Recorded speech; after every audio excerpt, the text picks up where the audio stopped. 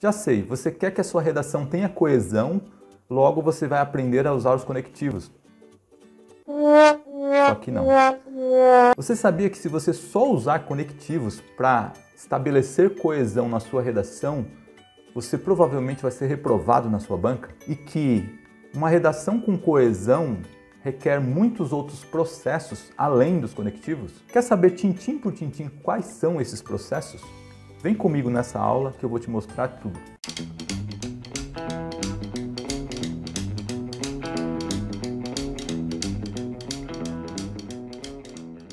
Olá, seja bem-vindo, bem-vinda a mais uma aula aqui deste canal. Se você está chegando aqui pela primeira vez, eu sou o professor João Matos e neste canal eu ajudo as pessoas a serem aprovadas em qualquer banca que cobre redação dissertativa. Se você vai prestar Enem, se você vai prestar qualquer vestibular que cobre redação dissertativa, concurso que cobre redação dissertativa, seja redação dissertativa argumentativa ou expositiva, então você está no lugar certo.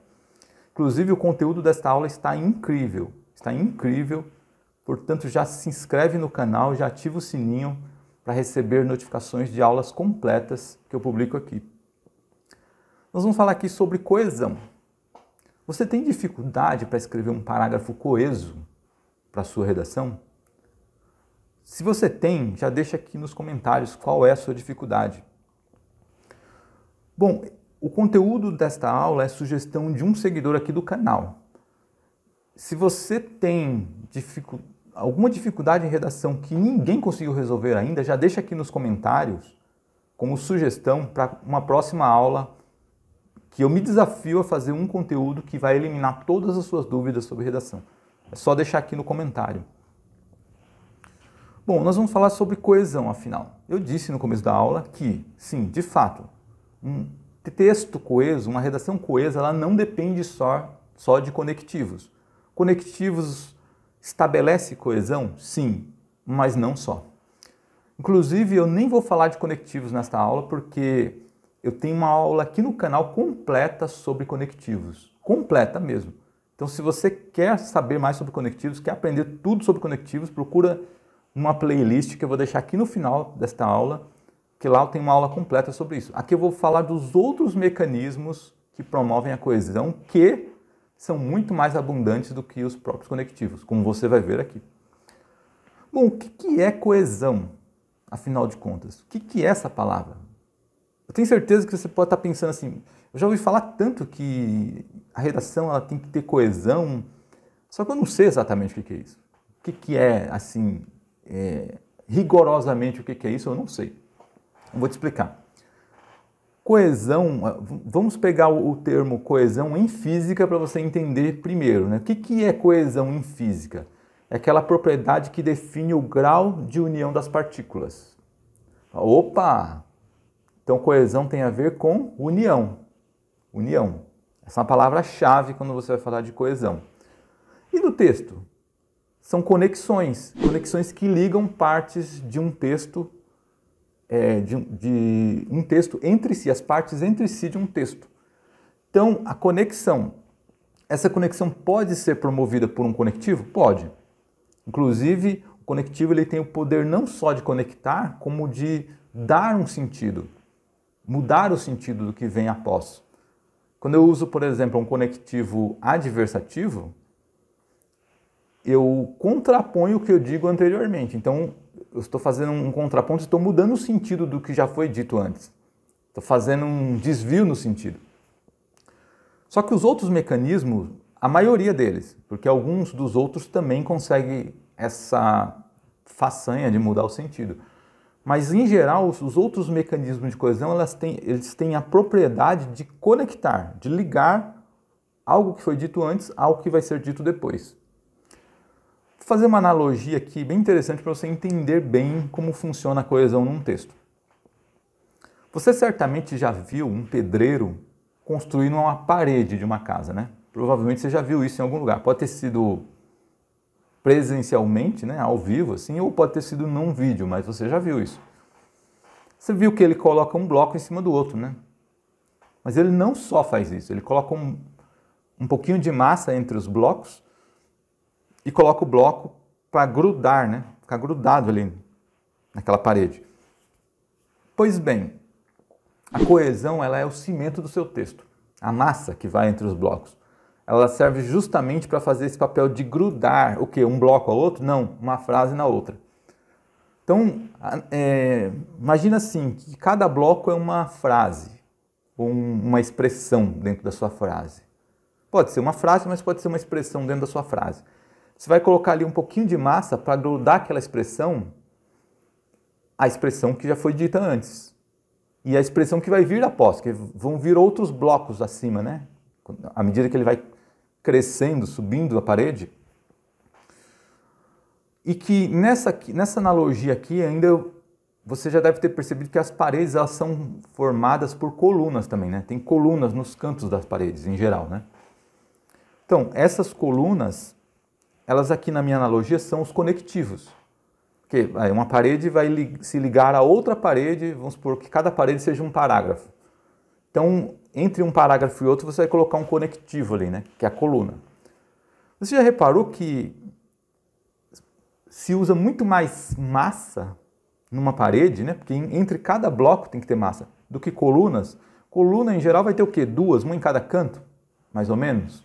Às vezes uma no alicerce ali embaixo.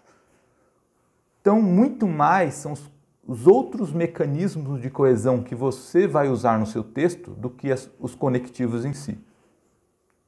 Porque proporcionalmente também se equivalem. Enquanto você só usa duas colunas, numa parede ele vai usar quilos, o pedreiro vai usar quilos e mais quilos de massas.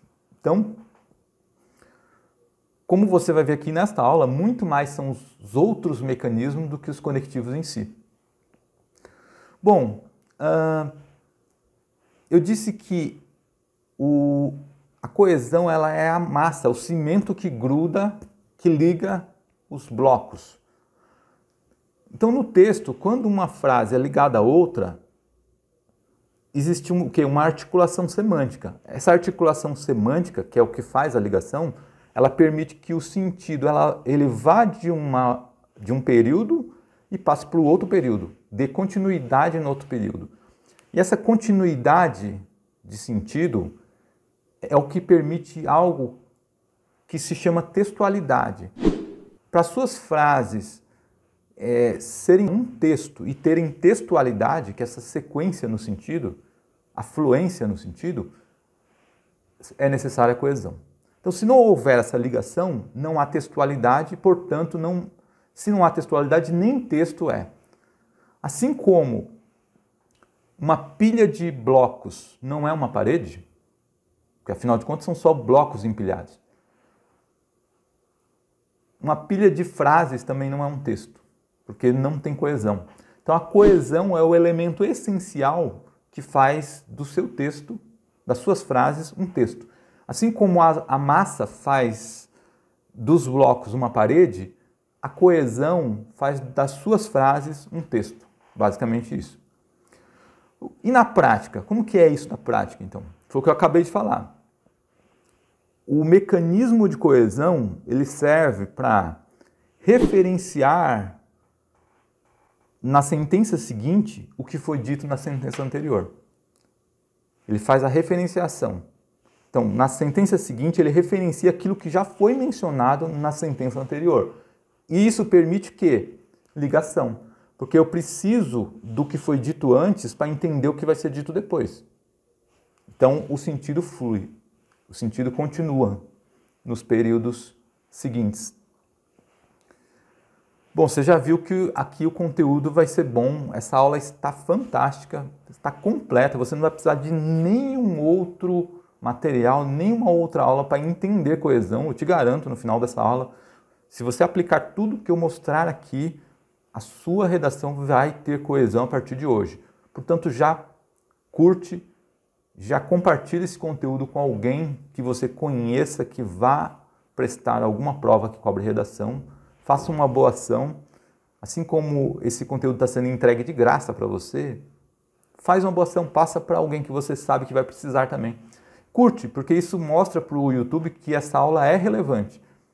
Afinal de contas, ela vai compilar tudo todos os mecanismos, ou a maior parte dos mecanismos de coesão, você vai ter tudo numa aula só. Ao passo que se você quiser buscar outros conteúdos, você vai ter que buscar dezenas de outros para complementar, para juntar o conteúdo que você vai ter aqui. Por isso, já curte e já compartilha com alguém que você conheça.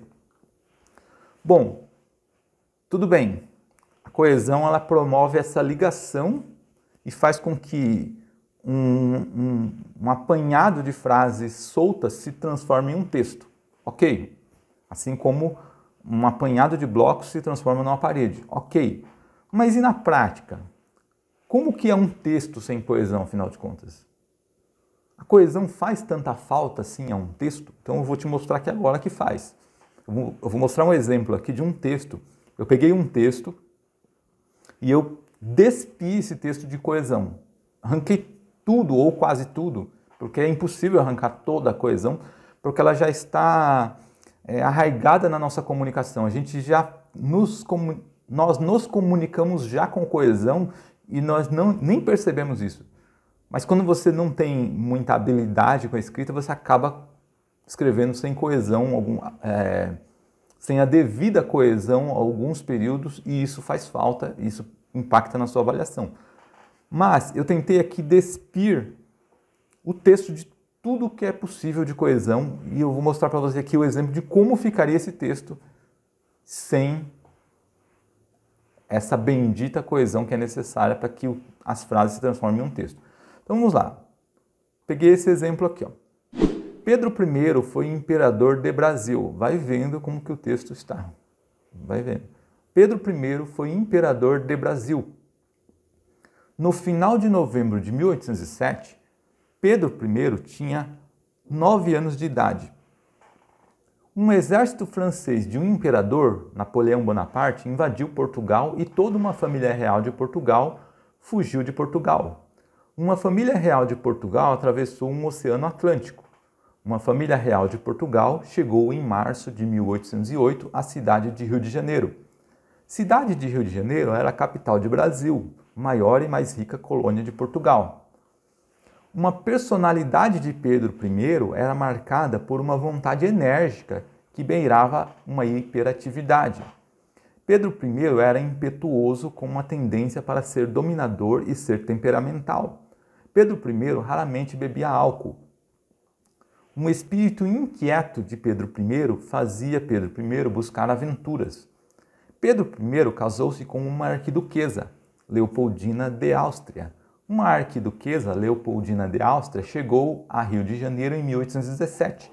Uma arquiduquesa, Leopoldina de Áustria, se apaixonou por Pedro I. Em Rio de Janeiro, sob um sol tropical, uma arquiduquesa, Leopoldina de Áustria, manteve uma pele ainda clara e manteve umas bochechas rosadas. Você está percebendo como esse texto ele parece que está sendo dito, está falado, escrito por uma criança que não sabe falar direito, que ainda está aprendendo a falar, e que ele promove um absurdo de repetições o tempo inteiro, porque é como se cada período trouxesse uma ideia nova, esquecendo o que foi dito antes. Ele não conta com o que foi dito antes para escrever uma ideia, então ele precisa repetir tudo de novo, tudo de novo, tudo de novo, tudo de novo. Assim é a falta de coesão. Você repete, repete, repete. A falta de coesão, como eu disse no começo da aula, o efeito mais destrutivo da falta de coesão é a repetição sem fim. É claro que, é como eu falei, os mecanismos de coesão estão arraigados em nós. Portanto, a gente não comete tantos deslizes assim ao escrever. Mas um ou outro você acaba cometendo justamente por desconhecimento dos mecanismos estes que eu vou apresentar aqui nessa aula. Agora, como ficaria esse texto com coesão? Eu vou mostrar no fim da aula. Depois que eu apresentar todos os mecanismos que foram utilizados para estabelecer coesão nesse texto, aí sim eu vou mostrar como ele ficaria e mostrar cada um que foi colocado. Então, o que é na prática? Referenciar na sentença B o que foi dito na sentença A. Sentença B, que é a sentença após, o que foi dito na sentença A, como nesse exemplo aqui, ó. O matrimônio e o celibato são obviamente diferentes de muitas formas. Sentença A. Sentença B. Contudo, essas diferenças não são conflitantes. Então você percebeu que na sentença B, que diferenças são essas diferenças? As diferenças que foram mencionadas na sentença A. As diferentes, que o matrimônio e o celibato eles são diferentes de muitas formas. Então essas diferenças que foram mencionadas na sentença A foram retomadas na sentença B. Essas diferenças não são conflitantes. Então essa retomada, sem precisar repetir, por exemplo, as diferenças de muitas formas entre matrimônio e celibatos não são conflitantes. Ao invés de precisar repetir tudo isso, só foi dito o seguinte, essas diferenças. Pronto. Então isso, na prática, é coesão. Retomar na sentença B o que foi dito na sentença A. Essa retomada. Bom, essa retomada ela precisa ser integral? Eu preciso retomar tudo o que foi dito antes? Não. Posso retomar uma parte do que foi dito. Quer ver um exemplo? Na prática de dirigir, a prática de dirigir sem CNH pode ter consequências sérias para o condutor, em especial aquele que ainda está na permissão para dirigir. Bom, aquele que ainda está na permissão para dirigir retoma o que foi dito antes, que é o condutor, porém não retoma tudo. Você percebeu? O condutor se refere ali implicitamente a todos os condutores, mas essa retomada só é feita para um tipo de condutor, que é aqueles que ainda estão na permissão para dirigir. Então não estou me referindo a todos, mas somente aqueles que estão na permissão para dirigir. Só a este grupo que eu estou me referindo. E só a este grupo que eu precisei retomar na sentença seguinte do grupo geral dos condutores que foi mencionado na sentença anterior. Então essa retomada que é feita pelos mecanismos coesivos pode ser parcial, ela não precisa ser integral. Isso já satisfaz para que a sua redação tenha coesão. Bom, eu disse aqui que o efeito mais destrutivo, mais deletério da coesão é a repetição. E é mesmo? Ok. Mas não é por isso que você precisa demonizar a repetição. Ela não é de todo mal. Inclusive, em 2 ocasiões, você pode repetir. Em 2 ocasiões. A primeira é quando você não encontra um mecanismo adequado de coesão para utilizar. Para fazer, você vai retomar um termo que foi dito anteriormente. Você não encontra um mecanismo ideal, exato, que satisfaça, portanto, você vai acabar tendo que fazer uma repetição. O que eu recomendo nesse caso é que você não repita no período seguinte. Você mencionou um termo, uma palavra, em um período, no período seguinte evite. Vai repetir 2, 3 períodos depois. Aí sim, dá uma certa distância. Porque a palavra está muito recente na cabeça do leitor. Ela está recente ainda. Então, se você já repete no período seguinte, ali logo após, então fica a ideia de falta de vocabulário, falta de conhecimento dos recursos coesivos e etc. Então, você até pode repetir no mesmo parágrafo, desde que você dê um certo distanciamento. Primeira coisa. Segunda licença que você tem para repetir é a seguinte. A repetição intencional é uma forma de expressar, é uma forma de aumentar a expressividade. Se ela é intencional, ela tem uma função dentro do parágrafo, ela aumenta a expressividade. Como assim repetição intencional? Veja, a repetição intencional ela é inclusive uma figura de linguagem chamada de reiteração. A reiteração, que é uma repetição intencional, ela tem uma função que é amplificar o sentido daquilo que você está dizendo. Porque quando você aumenta a expressividade daquilo que você está dizendo, você aumenta o sentido, você amplifica o sentido. Eu comparo ao aumento de expressividade a você entrar em uma sala de espelhos. Às vezes a sala é até pequena, mas quando você coloca espelho em todas as paredes, isso amplifica o ambiente, parece que ela fica muito maior, sendo que o tamanho é o mesmo. Eu mesmo fiz isso aqui num corredor da minha casa. A minha casa tem um corredor entre os quartos, e ele é bem estreitinho, estreito. A primeira vez eu pintei com uma cor escura e o corredor sumiu, ficou menor ainda. Aí, para dar uma impressão de que ele é maior, eu coloquei espelho nele todinho. Então parece que ele é muito maior do que ele é. Então, na verdade, o espelho é um truque para parecer maior, mas não é. Um ilusionismo, um truque. A expressividade maior em um período é um truque para aumentar o sentido daquilo que ele está falando, mesmo com a quantidade de palavras. Com a mesma quantidade de linhas, com a mesma quantidade de palavras, você vai amplificar o sentido daquilo que você está falando.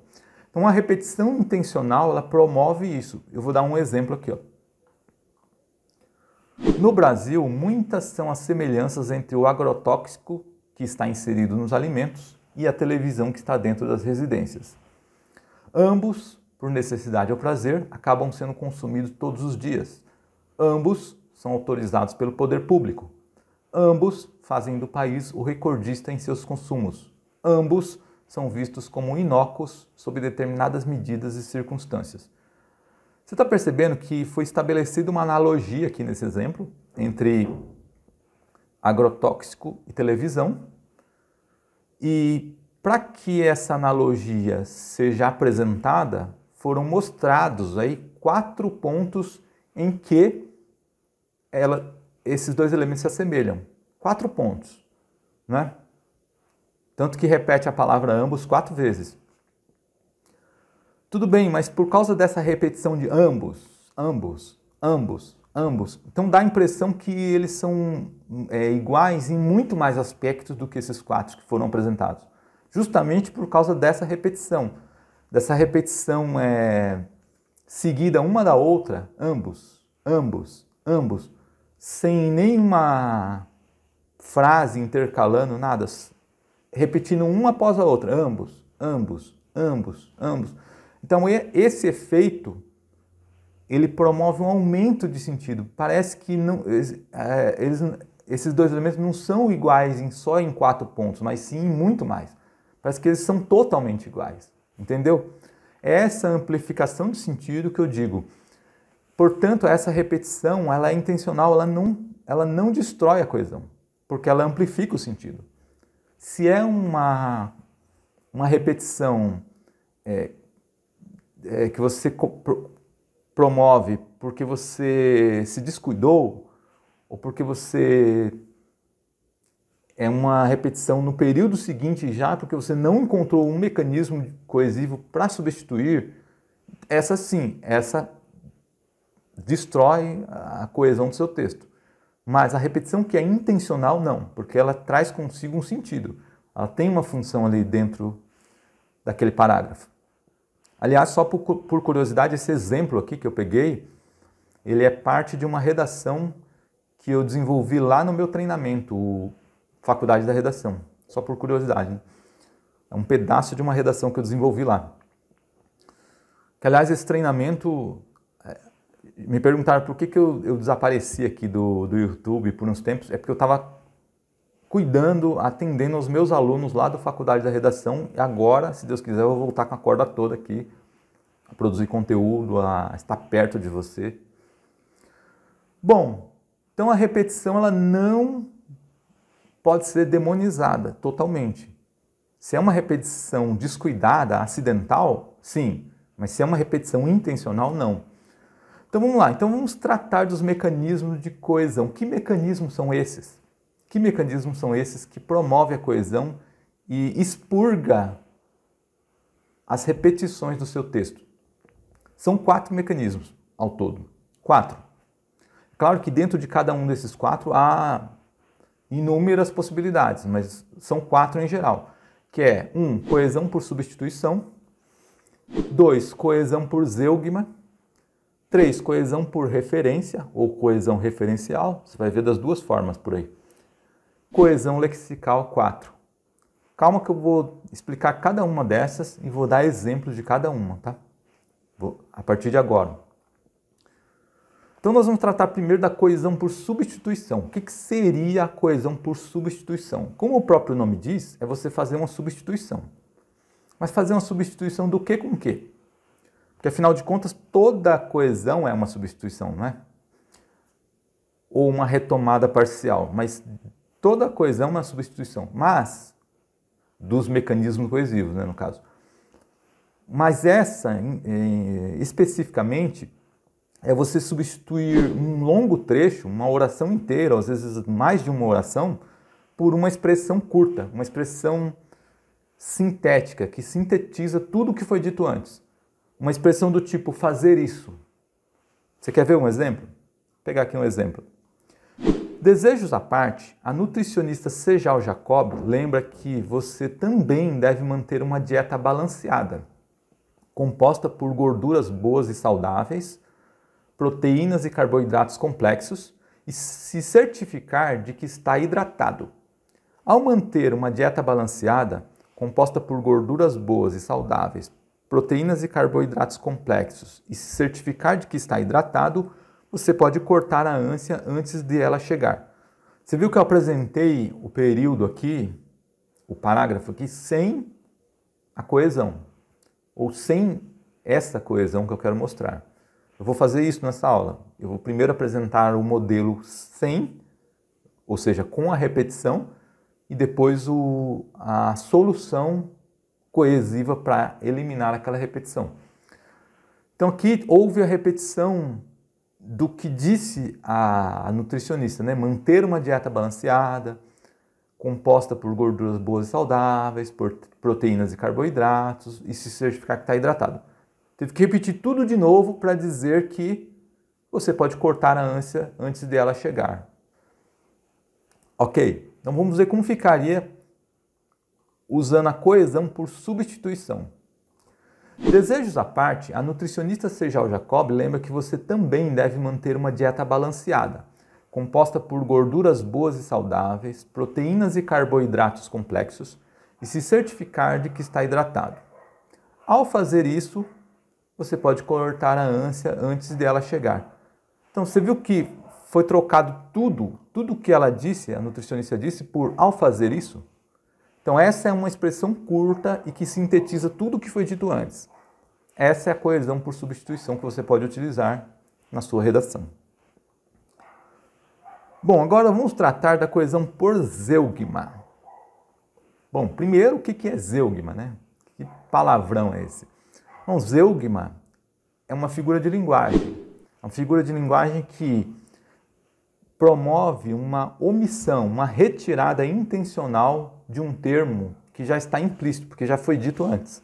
Então, como eu já disse esse termo antes, essa palavra antes, então eu posso chegar lá no período ou na oração seguinte e remover de forma intencional, porque eu quero fazer isso, porque quem ler já vai entender que ele está lá. Basicamente, explicando bem didaticamente, é isso, zeugma. E a coesão por zeugma utiliza exatamente isso, usa o zeugma para manter uma coesão. Você pode omitir o quê para estabelecer essa coesão? Pode ser o sujeito da oração, pode ser o verbo, pode ser o que vem após o verbo, complemento dele ou não, mas que vem após o verbo, e pode ser uma oração, até da oração. Então vamos ver exemplo aqui, primeiro do sujeito, o zeugma do sujeito. O último dos grandes estadistas, Winston Churchill, há de ser perpetuamente lembrado como um dos mais exasperantes vultos da história. Winston Churchill acertou no vaticínio de tantas crises que a sua capacidade de previsão do futuro se tornou lendária entre seus compatriotas. Então você viu que o sujeito aqui, Winston Churchill, foi repetido 2 vezes, né? Nos 2 períodos aí que foram juntados. Então vamos ver a solução com a coesão por zeugma. O último dos grandes estadistas, Winston Churchill, há de ser perpetuamente lembrado como um dos mais exasperantes vultos da história. Acertou no vaticínio de tantas crises que a sua capacidade de previsão do futuro se tornou lendária entre os seus compatriotas. Então você viu como a coesão por zeugma é uma das mais fáceis, porque é só retirar, desde que você se certifique que o termo está pressuposto ali. Quando começa o segundo período aqui deste exemplo, acertou no vaticínio de tantas crises, eu já pressuponho que está se falando do mesmo sujeito, que é o Winston Churchill. Você viu como aqui a definição que eu dei para coesão, ela está bem clara aqui nesse exemplo, né?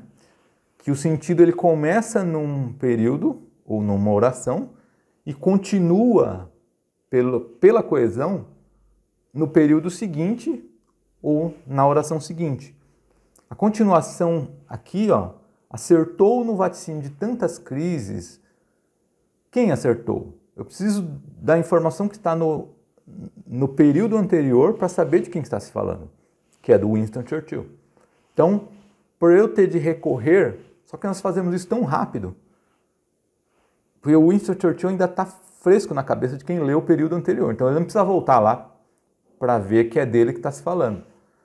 Mas, se não tivesse, era só ele voltar e ele ia ver que está se falando dele. Então, é basicamente isso, a continuidade do sentido pela coesão. Como seria o zeugma do verbo? Então, vamos lá, um exemplo aqui. De sua mãe, Galileu herdou um caráter colérico e herdou certa tendência para o sarcasmo, qualidades que, com o tempo, haviam de criar muitos inimigos. Você viu que o verbo aqui herdou foi repetido duas vezes, né? De sua mãe, Galileu herdou um caráter colérico e herdou certa tendência para o sarcasmo. Então, como que eu resolvo essa questão da repetição do verbo? Assim, de sua mãe, Galileu herdou um caráter colérico e certa tendência para o sarcasmo, qualidades que, com o tempo, haviam de criar muitos inimigos. Então, eu não preciso repetir o verbo herdou porque ele está pressuposto ali já. Entendeu? Então, simples, retiro e o leitor continua entendendo o que eu estou falando e ainda com um texto mais enxuto, mais coeso. Agora, aqui um cuidado, uma observação, na verdade. Quando você estiver tratando de sujeitos diferentes e você omite ali o verbo, precisa uma coisa. Você precisa tomar cuidado com uma coisa.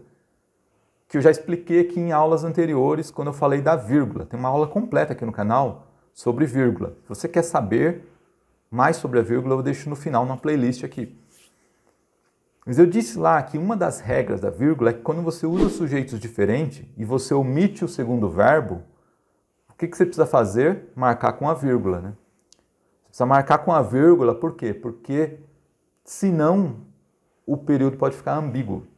Então vamos ver aqui como é isso aqui na prática. Enquanto Mozart era um prodígio, seu pai era um violinista medíocre. Então ocorreu a mesma coisa aqui, o verbo foi repetido na oração seguinte. Vamos fazer então o zeugma do verbo e ver como ficaria. Enquanto Mozart era um prodígio, seu pai, vírgula, um violinista medíocre. Bom, como nesse exemplo aqui nós estamos tratando de sujeitos diferentes, que na primeira oração o sujeito é Mozart, na segunda é o pai dele. Então nós estamos falando de sujeitos diferentes. Então eu vou omitir o verbo na segunda oração, logo eu preciso colocar essa vírgula aí que foi colocada. Enquanto Mozart era um prodígio, seu pai, vírgula, um violinista medíocre. Seu pai o quê? Era, está pressuposto que ele era. Então não preciso colocar esse verbo. Ok? Ainda sobre o zeugma do verbo. Você pode promover o zeugma do verbo ainda que o verbo sofra alterações no período ou na oração seguinte. Pode ser alteração de pessoa, de número, o que for, como nesse exemplo aqui. Ó. Reza a lenda que no naufrágio da nau em que seguia Camões, as páginas manuscritas de Os Lusíadas foram salvas pelo poeta. A sua amada Dinamene, porém, não foi salva. Então você percebeu que o verbo ser, né, no passado, ele primeiro se refere a um sujeito que está no plural, que são as páginas manuscritas de Os Lusíadas. E o segundo se refere a um sujeito que está no singular, que é Dinamene. Portanto, verbo no singular. Então, há uma diferença de número aí do verbo. Porém, você pode promover o zeugma do verbo da mesma forma, omitindo o segundo verbo, ainda que haja essa diferença de número. Vamos ver aqui como ficaria. Reza a lenda que no naufrágio da nau em que seguia Camões, as páginas manuscritas de Os Lusíadas foram salvas pelo poeta. A sua amada Dinamene, porém, não. Quer dizer, eu omiti o verbo mesmo com essa diferença numérica e ainda assim ele está pressuposto ali da mesma forma. Ok? Então, é bem versátil essa possibilidade do zeugma do verbo, porque ainda que ele sofra modificações, ele continua implícito ali. E automaticamente quem reconstruir o verbo ali, quando ele estiver omitido, já vai reconstruir no sentido com o número certo, com o número correto. Você pode também promover o zeugma do que vem após o verbo. Eu vou chamar de complemento, mas nem sempre vai ser complemento do verbo. Pode ser um predicativo do sujeito, por exemplo, como o que eu vou dar aqui agora. Um exemplo que eu vou dar aqui. A teoria da relatividade foi o ponto de partida para a exploração da energia nuclear e uma carta de Einstein a Roosevelt foi o ponto de partida para o fabrico da bomba atômica. Então você vê que houve a repetição aqui do ponto de partida e o ponto de partida. Os dois que vêm após o verbo ser. Como ficaria a omissão desse segundo ponto de partida? Ficaria assim, ó. A teoria da relatividade foi o ponto de partida para a exploração da energia nuclear e uma carta de Einstein a Roosevelt foi para o fabrico da bomba atômica. Você percebeu aqui que a segunda informação que vem após o segundo verbo, eu fiz a omissão, eu promovi o zeugma da mesma forma que eu fiz das anteriores e ele continua pressuposto ali. Essa repetição continua pressuposta ali. Então, é possível também fazer esse zeugma do complemento ou do que vier após o verbo. E da oração? Como ficaria o zeugma da oração? Então, vamos ver um exemplo aqui. Dom Quixote é um velho, só pele e ossos, que, à força de ler livros de cavalaria, chega a acreditar ser ele o último cavaleiro andante da cristandade. E chega a acreditar que a sua missão é deixar a aldeia para desfazer agravos, resgatar donzelas, matar gigantes. Então você viu que a oração aqui chega a acreditar, ela é repetida duas vezes, né? Perdão, ela é repetida uma vez. Né? Ela é repetida aqui. Chega a acreditar, chega a acreditar. O Dom Quixote chega a acreditar que é o último cavaleiro e chega a acreditar que a sua missão é deixar a aldeia, é desfazer agravos, etc. Chega a acreditar, não precisa disso. Você pode omitir também uma oração pelo recurso do zeugma da oração. Então vamos ver aqui, ó. Dom Quixote é um velho, só pele e ossos, que, à força de ler livros de cavalaria, chega a acreditar ser ele o último cavaleiro andante da cristandade e que a sua missão é deixar a aldeia para desfazer agravos, resgatar donzelas, matar gigantes. Viu que ó, eu omiti ali o autor dessa frase. O autor omitiu. A oração chega a acreditar e ela não fez falta alguma. Pelo contrário, o parágrafo ficou melhor. Ficou muito melhor. Porque agora está com mais coesão. Então, você pode, recapitulando, você pode promover o zeugma do sujeito, do verbo, do que vem após o verbo, complemento ou não, e da oração. A omissão, ela precisa ser total? Também não. Como eu disse lá no começo, ela pode ser parcial e aqui também. E aqui eu vou dar um exemplo de como seria um zeugma parcial.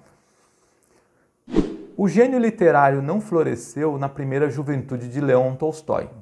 De acordo com o seu próprio diário, o jovem Leon Tolstói foi ocioso, dissoluto e jogador. Bom, Leon Tolstói. Uma repetição desnecessária. Você pode promover o zeugma parcial do nome aí. Ficaria da seguinte forma. O gênio literário não floresceu na primeira juventude de Leon Tolstói. De acordo com o seu próprio diário, o jovem Tolstói foi ocioso, dissoluto e jogador. Você viu que eu não precisei repetir Leon Tolstói. Eu fiz o zeugma de uma parte do nome dele, eu não, o autor. O autor desse período fez o zeugma de uma parte do nome dele e a coesão se estabeleceu da mesma forma. Mesmo fazendo a recíproca também é verdadeira. Se eu faço o zeugma de uma parte, eu vou repetir a outra parte. Então eu repito uma parte e faço o zeugma da outra. Mas mesmo repetindo somente uma parte do que já foi dito antes, há um processo coesivo aí. A repetição ela não foi integral. Então tudo bem. Coesão por zeugma é uma das mais fáceis de se promover num texto, porque é só retirar, desde que você se certifique de que aquilo que você está retirando está pressuposto antes, está pressuposto porque foi dito antes, então ok. Agora vamos tratar da coesão por referência ou coesão referencial. O que seria coesão por referência? É você fazer retomadas de palavras mencionadas já por meio de determinadas palavras que exercem uma classe pertencem a uma classe gramatical e que exerce já a função na gramática de fazer a substituição, entre outras funções. Nós vamos ver aqui algumas palavras que pertencem a algumas classes gramaticais que elas não só servem para fazer retomadas, fazer substituições, elas servem para tem outras funções na gramática, no texto, mas uma delas é justamente substituir. A mais famosa delas é o pronome, como você sabe. Pronome substitui um nome. A mais famosa classe gramatical de substituição são os pronomes, mas há outras que nós vamos ver aqui. A primeira delas são os artigos definidos. Artigos definidos. Eles também conseguem essa façanha de deixar o texto mais coeso. Vamos ver um exemplo aqui. O professor Xavier formou os X-Men com 6 jovens estudantes. Jovem estudante mais novo era Bob Drake, conhecido como o Homem de Gelo. Bom, você está vendo aí, repetição de jovens estudantes. Não precisa disso. Você pode promover a coesão com o artigo definido. Então vamos ver. Professor Xavier formou os X-Men com 6 jovens estudantes.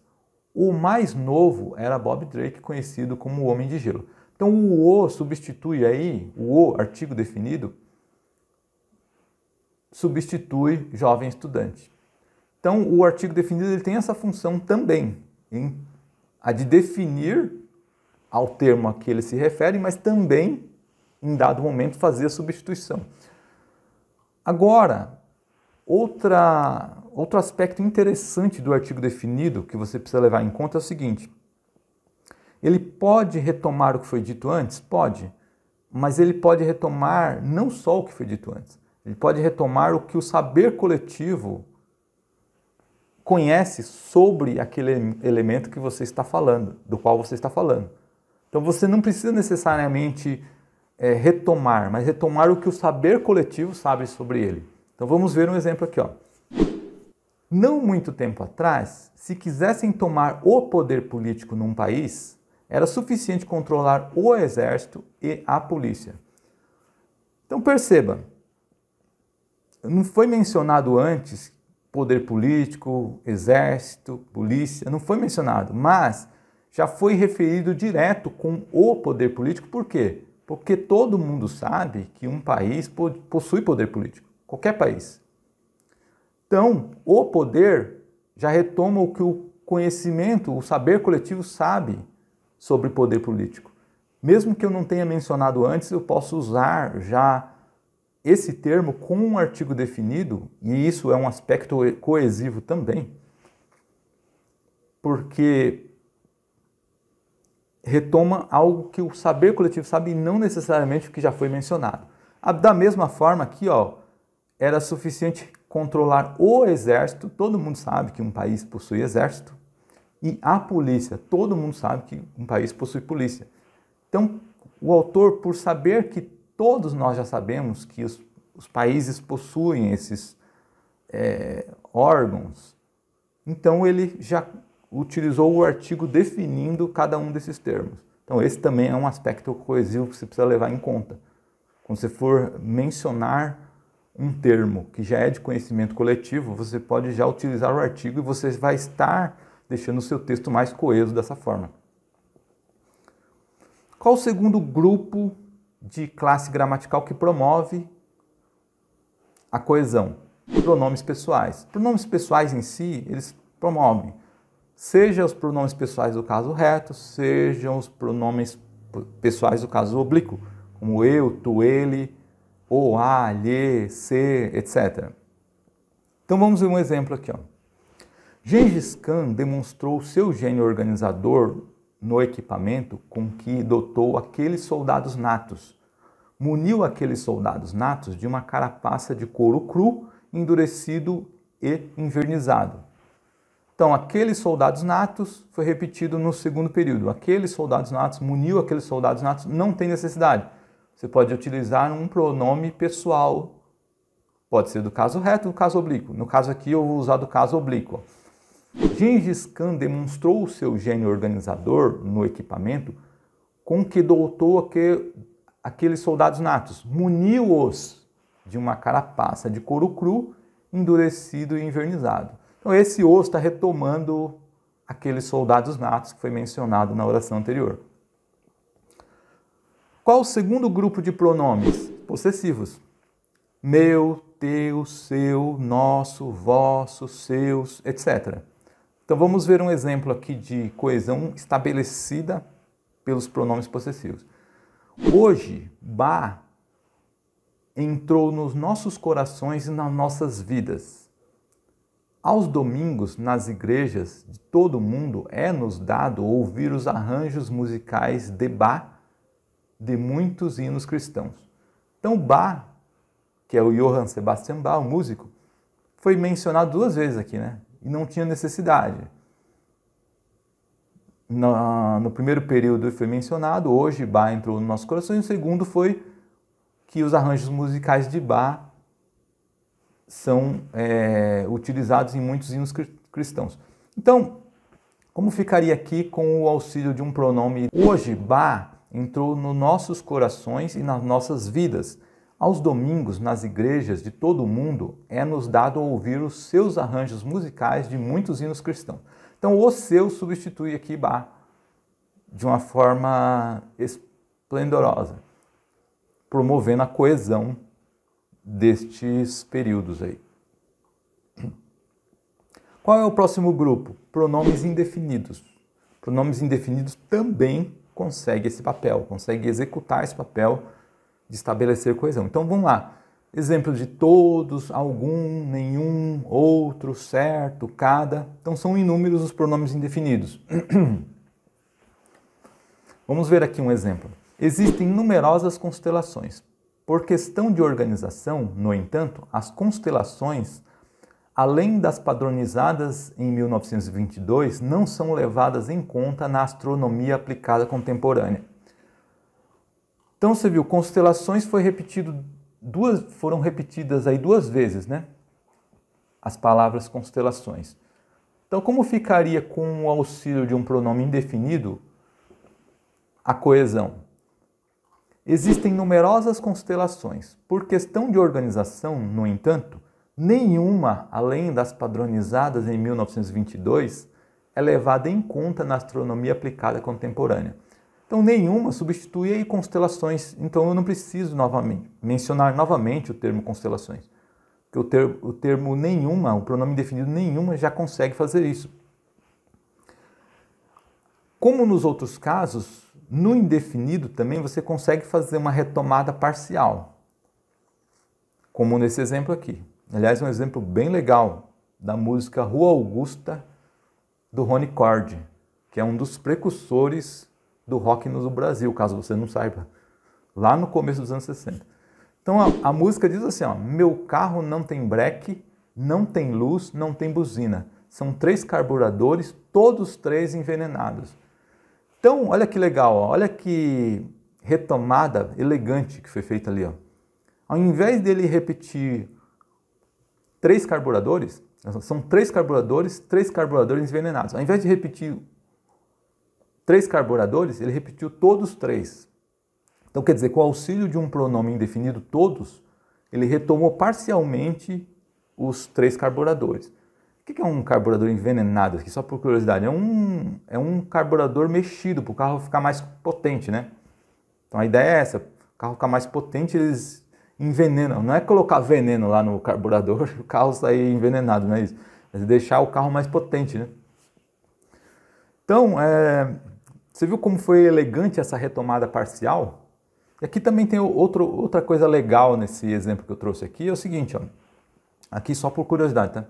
Mas retomando algo que eu já falei nessa aula aqui, ó. Nesse primeiro verso aqui, ó, meu carro não tem breque, não tem luz, não tem buzina. Houve uma repetição aí, né? Você percebeu? Não tem, não tem, não tem. Essa repetição quebrou a coesão? Eu pergunto para você. Não. Por quê? Porque cai naquilo que eu mencionei lá atrás, ainda há pouco. Que a repetição ela não precisa ser demonizada quando ela amplifica o sentido. Ela deixa o verso, o parágrafo, a frase, o período, o que for, mais expressivo. Então você viu que ele fez essa repetição justamente para quê? Para amplificar o sentido daquele que está falando.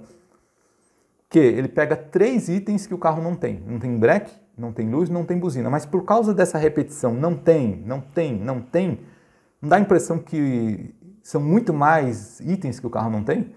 Dá a impressão que o carro está oco, só tem a carcaça e o motor, não tem nada. Até na escolha dos itens que não tem, contribui para essa sensação. Porque ele pegou itens básicos para a segurança não só de quem está no carro, mas para quem está na rua. O carro não tem breque, não tem luz, não tem buzina. Ou seja, não tem como avisar que o carro está chegando, porque ele não tem luz, não tem buzina, então é um perigo para quem está no meio da rua, para quem está atravessando a rua, por exemplo. Então, se não tem esses itens básicos, então não tem nada, entende? Esses itens básicos de segurança, então não tem nada. É isso que o autor quis passar com essa repetição, quis enfatizar o fato do carro não ter nada. Então, essa repetição, ela promoveu uma ampliação do sentido, longe de ser algo que não tenha coesão. Pelo contrário, ele amplificou o sentido com essa repetição. Aliás, só abrindo um parênteses aqui.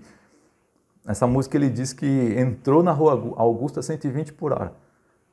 Isso lá nos anos 60, né? Porque hoje você não entra nem a 20 por hora na Rua Augusta. Tamanha é a quantidade de carros e pessoas circulando no meio da rua, na calçada. Mas só abrindo um parênteses aqui.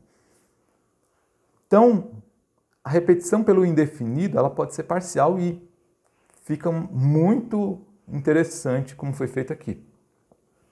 Pronomes demonstrativos são outros grupos de pronomes que também conseguem estabelecer coesão. Esse, este, aquele, mesmo, próprio, tal, todos que atuam como pronome demonstrativo conseguem. Vamos ver um exemplo aqui. O termo aritmética é utilizado para se referir à teoria dos números. Aritmética é um termo antigo, que não é mais tão popular como já foi. Então, aritmética, aritmética. A repetição do termo aritmética. Não precisa. Um pronome demonstrativo resolveria o problema aí, ó. O termo aritmética é utilizado para se referir à teoria dos números. Esse é um termo antigo que não é mais tão popular como já foi. Então, esse resolve o problema da repetição. Esse se refere ao quê? À aritmética. Então, é também um recurso para você trabalhar a coesão do seu texto. E já que nós estamos falando em pronome demonstrativo, existe um par de pronomes que tem a função de substituir dois termos que foram mencionados anteriormente, que são este, aquele. Você já deve ter visto isso. Este, aquele. Este par de pronomes demonstrativos, eles conseguem substituir dois elementos que foram mencionados anteriormente juntos. Vamos ver um exemplo aqui, ó. Muitas são as diferenças entre Pelé e Eusébio, dois dos grandes nomes do futebol do passado. Eusébio conta apenas com uma bota de ouro, ao passo que Pelé foi campeão do mundo por 3 vezes. Então você viu que foram mencionados dois elementos, Pelé e Eusébio, e depois eles foram repetidos no período seguinte. Você poderia resolver esse problema da repetição facilmente com o par este-aquele. Ficaria da seguinte forma. Muitas são as diferenças entre Pelé e Eusébio, dois dos grandes nomes do futebol do passado. Este conta apenas com uma bota de ouro, ao passo que aquele foi campeão do mundo por 3 vezes. Então, sempre este vai se referir ao mais próximo, que foi Eusébio, né? O mais próximo foi o último que foi mencionado, e aquele ao mais distante, que foi o primeiro que foi mencionado, foi Pelé. Então, é sempre essa regra. Este ao mais próximo, aquele ao mais distante. Só toma cuidado que o termo certo, o termo correto é este e não esse, nessa substituição. Justamente porque ele está fazendo uma substituição do que está mais próximo. Então, por isso que é este. Ok? Então, essa é uma possibilidade, quando você se refere a 2 elementos seguidos.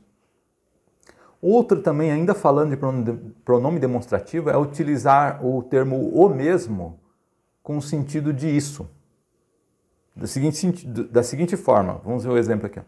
Fornecendo certos instrumentos de ferro, espelhos e outros objetos, os europeus recebiam dos nativos as toras de pau-brasil. Se esses objetos citados eram triviais aos europeus, o pau-brasil era trivial aos indígenas.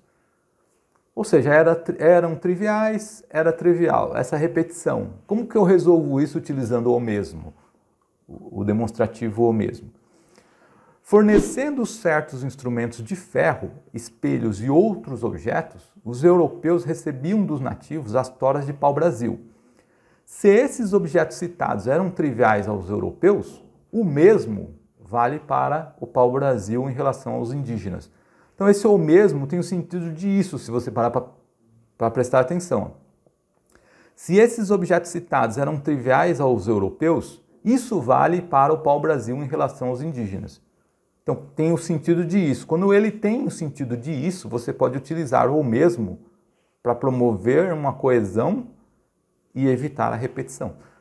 Agora aqui, ó, um cuidado que você precisa tomar quando se fala de o mesmo, desse termo.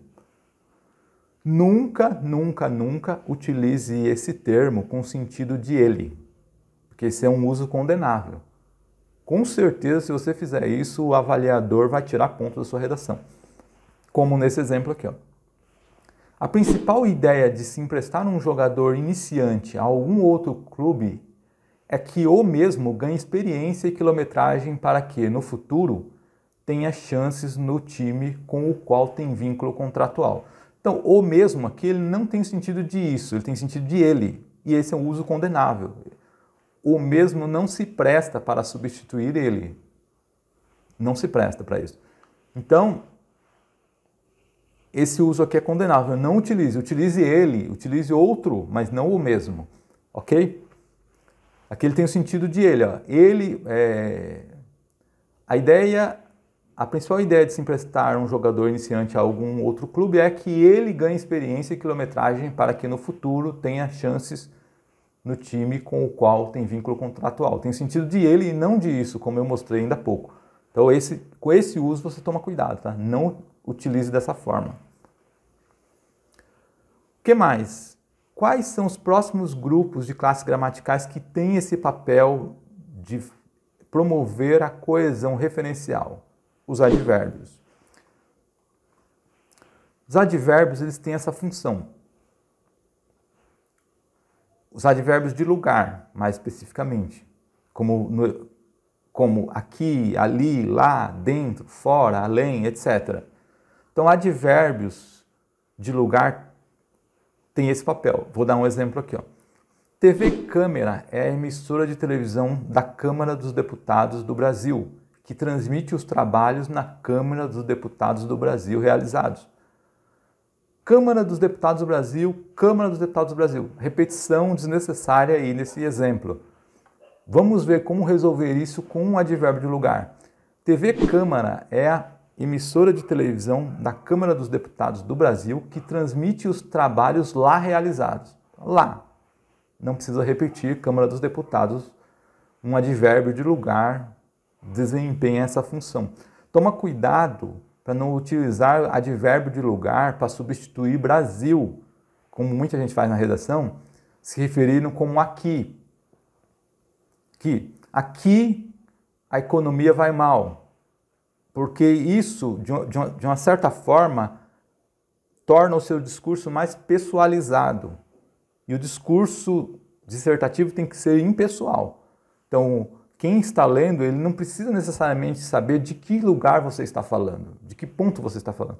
Está se entregando para o leitor que você é um brasileiro, por exemplo. Não é necessário isso, ou que você está no Brasil. Então, o discurso dissertativo ele tem que ser um pouco mais impessoalizado, então não use aqui com sentido de Brasil quando você estiver escrevendo uma redação. Bom, qual o outro grupo gramatical desempenha essa função? Os numerais ordinais também, primeiro, segundo, terceiro, quarto, eles especialmente têm a função de substituir dois elementos seguidos, dois ou mais elementos seguidos também, como os pares este e aquele dos pronomes demonstrativos. Nesse caso, os numerais ordinais eles conseguem substituir dois elementos seguidos também de uma forma bem interessante, como nesse exemplo aqui. Há muitas diferenças entre esses dois poderosos homens, Hércules e Sansão, mas as semelhanças são impressionantes. O período de tempo em que Hércules viveu corresponde bem com a vida de Sansão. Então, Hércules e Sansão, dois elementos foram citados no primeiro período e foram eles foram repetidos no segundo período sem nenhum mecanismo de coesão que os retomasse, que os referenciasse. Então vamos ver aqui um deles com auxílio dos numerais ordinais. Há muitas diferenças entre esses dois poderosos homens, Hércules e Sansão, mas as semelhanças são impressionantes. O período de tempo em que o primeiro viveu corresponde bem com a vida do segundo. Percebeu aí que o primeiro substitui o primeiro que foi mencionado, Hércules, e o segundo substitui o segundo, o Sansão, nessa ordem. Interessante, né? Você já deve ter visto essa daí também, que é muito utilizada. Bom, coesão referencial. Está entendido, né? Muitos são os recursos de coesão referencial que você pode utilizar, como você viu. Então vamos partir agora para o último grupo, que é a coesão lexical. O que seria a coesão lexical? Primeiro, lexical se refere a léxico. E o que é léxico? Léxico é um repertório de palavras de um idioma. Então todo idioma ele possui um repertório de palavras. O português possui um repertório de palavras, o inglês possui um repertório de palavras. Então todo idioma possui um léxico. Então, é o conjunto de palavras. Então, o que isso nos remete? O que isso significa? Que a coesão lexical ela vai substituir uma palavra por outra palavra do léxico, né, do nosso idioma, que tem um sentido. Na coesão referencial, nem sempre elas utilizam uma palavra que tem um sentido. Quando ela usa ali um artigo, por exemplo, para substituir um termo que já foi mencionado, o artigo em si, sozinho, ele não tem muito sentido. Já na coesão lexical, vai pegar uma palavra que tem um sentido já, vai substituir por outra, ok?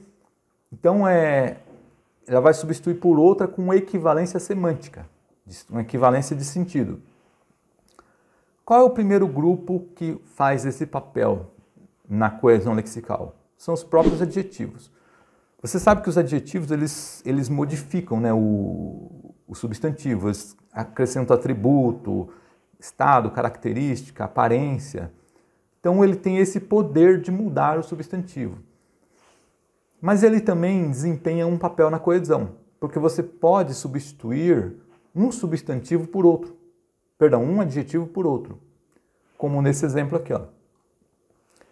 Quase todos os países que fazem fronteira com o Brasil falam espanhol. Mais acima estão os países da América Central e do Norte. 8 deles têm a língua espanhola como idioma oficial. Então, foi repetido espanhol, ó, foi repetido quase o mesmo termo, né? Espanhol ou espanhola, né? Masculino e feminino. Ok. Mas para não ter essa repetição, que ela é desnecessária, qual seria a solução? Trocar o segundo elemento por um adjetivo. Então vamos lá. Quase todos os países que fazem fronteira com o Brasil falam espanhol. Mais acima estão os países da América Central e do Norte. 8 deles têm a língua hispânica como idioma oficial. Então eu peguei outro adjetivo, espanhol é um adjetivo, e troquei por outro. Peguei um que é equivalente, tem equivalência semântica e troquei. O hispânica se refere a espanhol. Então eu evitei repetir o espanhol com esse outro adjetivo.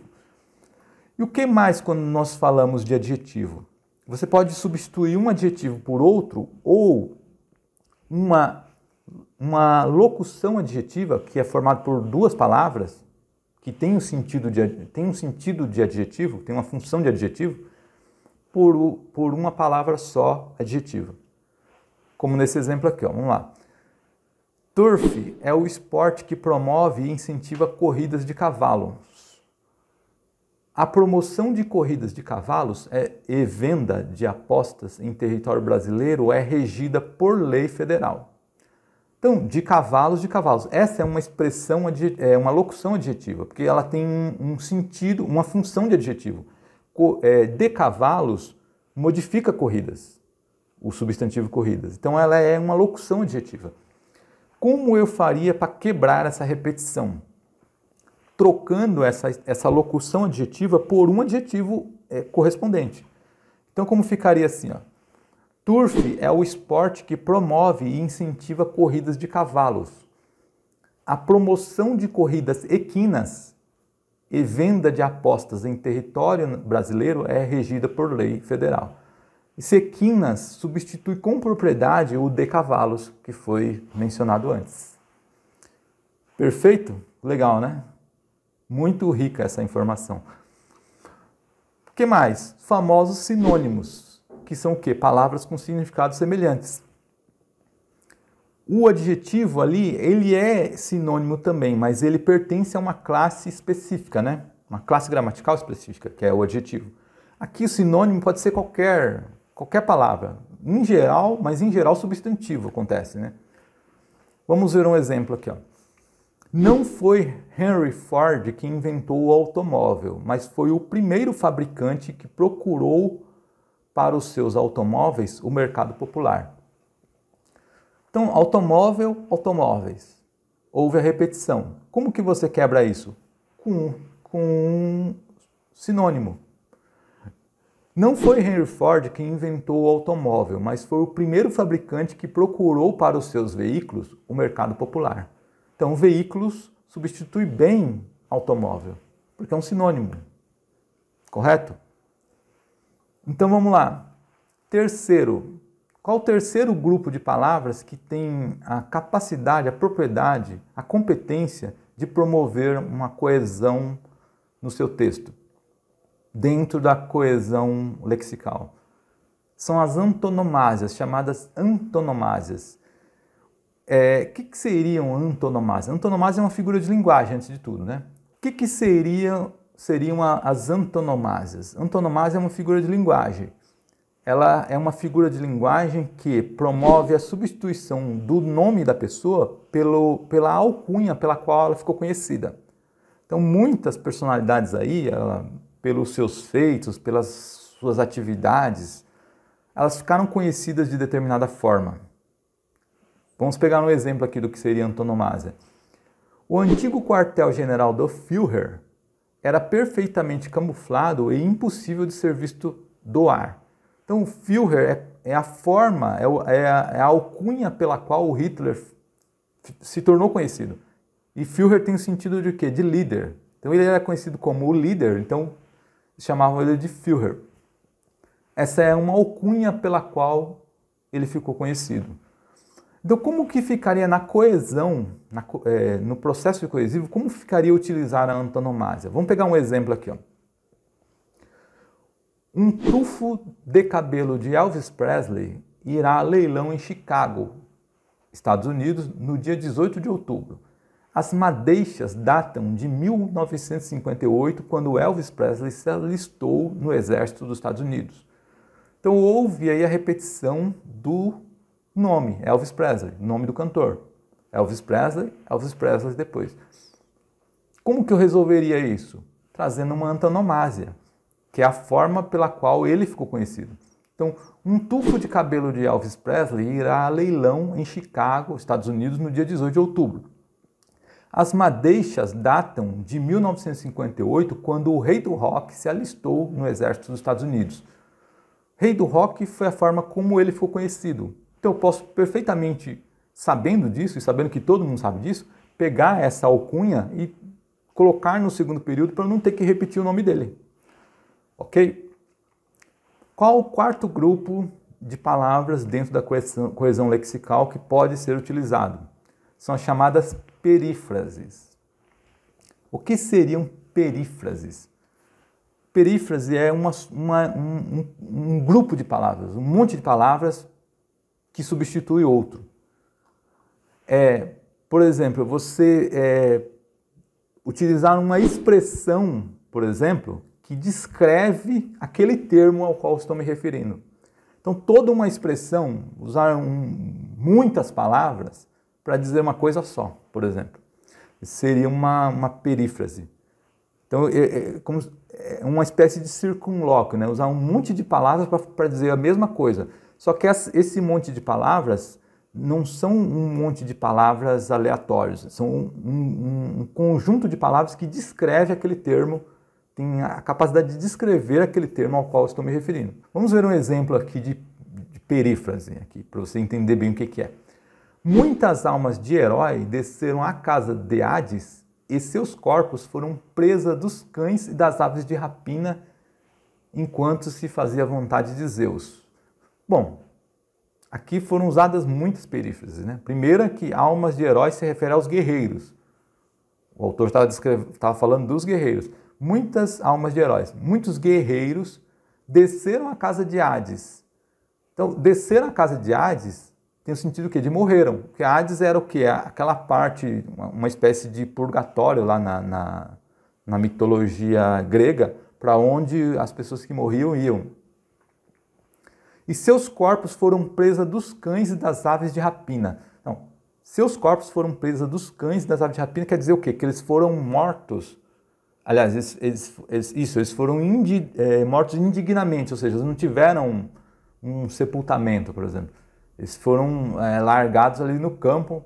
Então, eu posso trocar tudo isso por indignamente, ou sem sepultamento, por exemplo, enquanto se fazia a vontade de Deus. Então, se eu fosse trocar tudo isso aí que foi dito, todas essas perífrases, a frase ficaria da seguinte forma: muitos guerreiros morreram indignamente enquanto se fazia a vontade de Zeus. Pronto.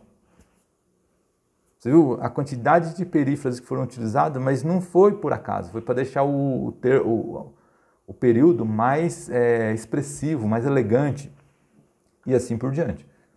Como ficaria esse recurso já fazendo papel, já desempenhando um papel de coesão? Como ficaria? Vamos pegar um exemplo aqui. É sabido que a adição de flúor na água tem eficácia menor do que 5% na redução das cáries. Além disso, o flúor é absorvido em quantidades excessivas pelo organismo humano e dificilmente excretado. Então foi repetido aqui, né? Flúor, flúor. No primeiro período foi dito do flúor e no segundo continua-se falando do flúor e foi repetido o termo flúor. Eu posso resolver isso com uma perífrase. Da seguinte forma: é sabido que a adição de flúor na água tem eficácia menor do que 5% na redução das cáries. Além disso, o gás de coloração amarelo pálido é absorvido em quantidades excessivas pelo organismo humano e dificilmente excretado. Então, para não precisar repetir flúor novamente, eu uso uma descrição dele que vai atuar como uma perífrase.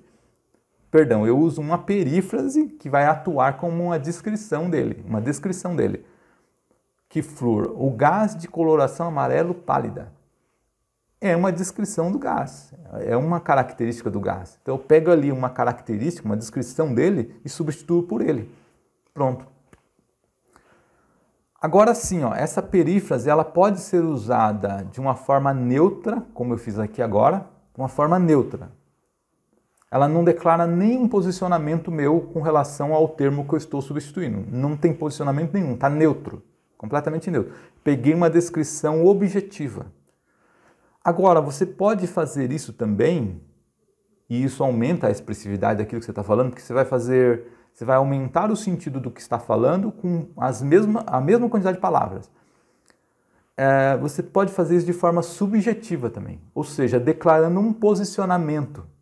E esse posicionamento, ao você fazer essa perífrase, pode ser velado, né? Ou seja, ele pode ser camuflado ou pode ser ostensivo, pode ser na cara dura. Ou seja, trocando em miúdos que eu estou falando, eu posso fazer essa perífrase, utilizar essa perífrase no aspecto coesivo, promovendo a coesão, colocando uma opinião minha ali, que vai, ou ela pode falar bem daquele termo que eu estou referenciando, ou ela pode falar mal. Tanto depende de qual é a sua intenção quando você está escrevendo. Então você pode utilizar esse recurso da perífrase de forma subjetiva, e eu vou mostrar aqui agora como. Primeiro, de uma forma favorável, quando você quer falar bem do termo ao qual você está se referenciando. Vamos lá. A pintura do teto da Capela Sistina foi feita com a técnica a fresco por Michelangelo e encomendada pelo Papa Júlio II. A pintura do teto da Capela Sistina começou a ser realizada em 1508 e terminou em 1512. Você viu que a pintura do teto da Capela Sistina foi repetida 2 vezes de uma forma desnecessária, quebrou a coesão. Como se resolve isso? Com a perífrase. Mas agora eu quero utilizar a perífrase falando bem do termo ao qual eu estou me referenciando, ou seja, de uma forma favorável. Então vamos lá. A pintura do teto da Capela Sistina foi feita com a técnica a fresco por Michelangelo e encomendada pelo Papa Júlio II. A obra mais emblemática de toda a Renascença italiana começou a ser realizada em 1508 e terminou em 1512. Você viu que eu retomei a pintura da Capela Sistina, enchendo a bola da pintura da Capela Sistina, levando ela lá em cima, falando que ela foi a obra mais emblemática de toda a Renascença italiana. Então essa é uma forma de você utilizar a perífrase ao mesmo tempo que você promove a coesão, você ainda coloca o seu posicionamento sobre aquilo que você está sustentando. E qual seria um exemplo de uma forma desfavorável, ou seja, aquele que você detona o termo ao qual você está se referenciando? Então vamos lá. A bomba atômica lançada em Hiroshima na Segunda Guerra Mundial era de urânio e foi denominada como Little Boy. A bomba atômica lançada em Hiroshima matou entre 90 mil e 166 mil seres humanos. Bom, a bomba atômica lançada em Hiroshima foi repetida 2 vezes. Beleza. Como que eu faço isso? Perífrase.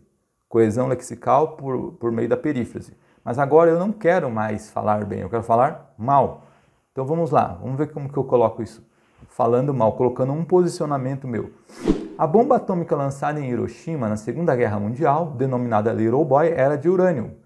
O artefato desenvolvido pela crueldade humana matou entre 90 e 166 mil seres humanos.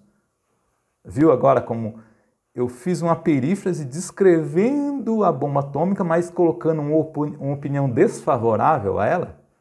Pois é, você pode fazer isso bem, de acordo, caminhando de acordo com aquilo que você está sustentando.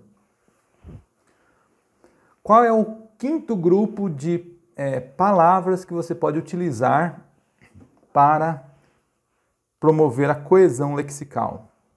As hiponímias, chamadas hiponímias. O que seriam as hiponímias?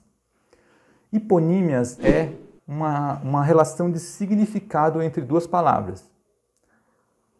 É uma relação de significado. Mais ou menos, elas são sinônimas. Não são exatamente sinônimas, são, mas não são da forma clássica. Porque existe uma relação entre elas de amplificação. Você pode partir de uma mais específica para uma mais abrangente, que é o que a hiponímia faz. Você parte de uma palavra mais específica para uma mais abrangente que se refere a essa palavra. É tanto que o termo hiponímia vem de hipo, que quer dizer debaixo de, né? Debaixo, ou debaixo para cima. Parte de baixo para cima.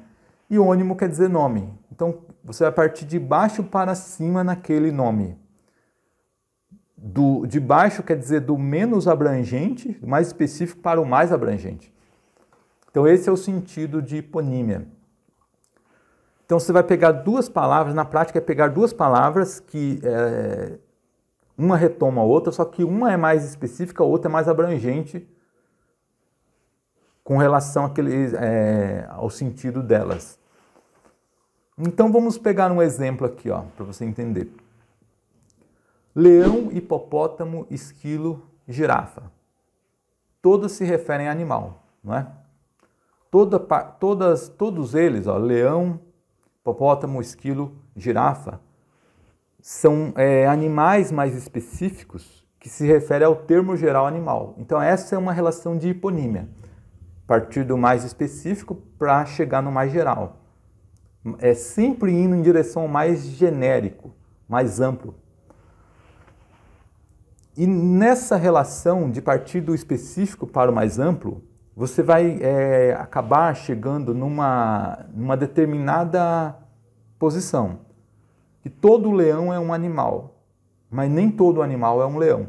Então, por ele ser o específico, todo leão é um animal, porque parte do específico para o mais abrangente. Mas nem todo animal é um leão. Outra coisa que você precisa ter em mente é o seguinte, que quando você for utilizar essa relação de hierarquia do menos abrangente para o mais abrangente, não quer dizer que quando você pegar um termo mais abrangente, que você esgotou aquela abrangência. Não. Muitas vezes, aquele termo mais abrangente vai ter outros mais abrangentes. E aquele outros vai ter outros mais abrangentes. Não vai parar por ali. Mas o exercício aqui é pegar um mais específico e um mais abrangente, ainda que esse não seja o mais abrangente de todos. Como, por exemplo, o próprio termo leão que eu acabei de utilizar. O leão, o que é mais abrangente do que leão? É felino, por exemplo. Todo leão é um felino, mas nem todo felino é um leão, né? Então, o felino é mais abrangente que leão. O que é mais abrangente do que felino? Aqui, felino já tem outro que é mais abrangente, que é mamíferos.